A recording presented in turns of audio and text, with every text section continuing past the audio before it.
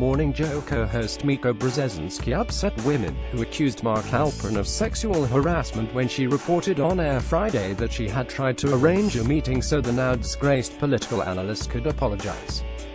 Brzezinski said Halperin, who was fired in October after being accused of sexual misconduct by multiple women, was more than willing to meet with his accusers and apologize with them face-to-face.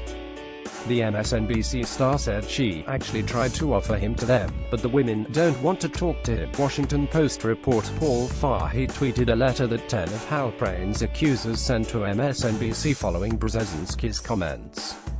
The letter, signed by 10 victims of Mark Halperin, states that Brzezinski was inappropriate for suggesting such a meeting and that she has a conflict of interest because of her personal friendship with Halperin.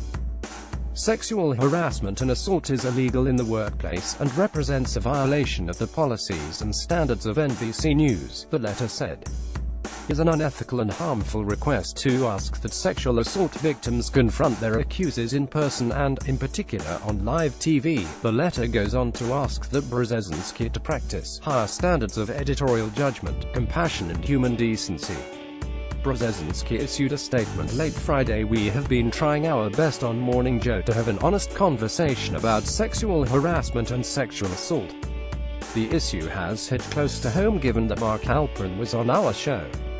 I have spent a lot of time talking to some of his accusers and to Mark himself. Often I bring up the issue on our show because I think it would be less than genuine to talk about the growing number of cases without recognizing that a former member of our team acted very badly. Mark Halperin has been accused of sexual misconduct." Reuters. In our discussion about sexual harassment this morning, I said some things that hurt people. In the case of Mark, my goal today was to start a conversation about hearing from the men whenever we can, but I realized that it is not my place. It isn't my call to make, and for that I am truly sorry. As a victim of sexual assault, I understand that each individual's case is different. This is up to the victims, some of whom I have been in contact with.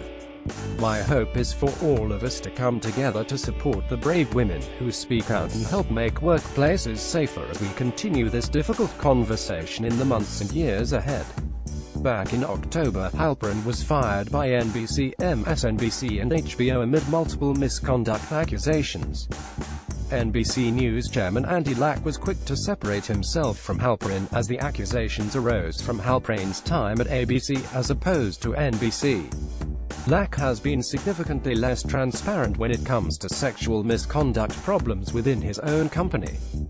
A former anchor at NBC News recently told Fox News she is in contact with multiple women who are frustrated that Lack and his top deputy, Noah Oppenheim, refused to hire an outside investigator to review a culture of sexual misconduct.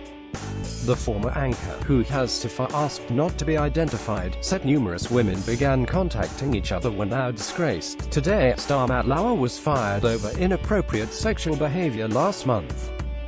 The group of former and current NBC News employees has stayed in touch and wants to share their stories of when they were harassed, groped or outright assaulted at NBC News, said the former employee, who added that many of the women haven't come forward for fear of retribution.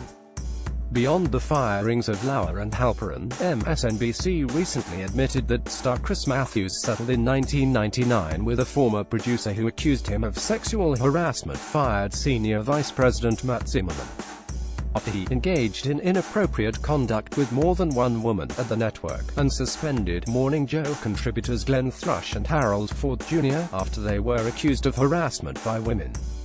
Lack and Oppenheim have come under increasing fire for sitting on two explosive sex harassment stories: Ronan Farrow's investigation of movie mogul Harvey Weinstein this past fall, and the Access Hollywood tape of Donald Trump just over a year ago. Both stories were ultimately aired through other premier news organizations.